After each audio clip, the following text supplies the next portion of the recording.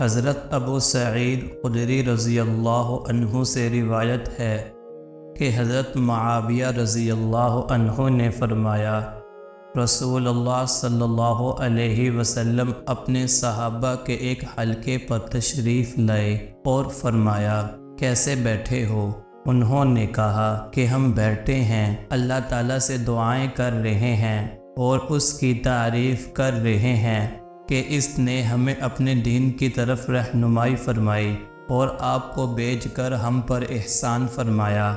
آپ نے فرمایا، کیا اللہ کی قسم تم صرف اس لیے بیٹھے ہو؟ انہوں نے کہا، جی ہاں، اللہ کی قسم ہم صرف اس لیے ہی بیٹھے ہیں۔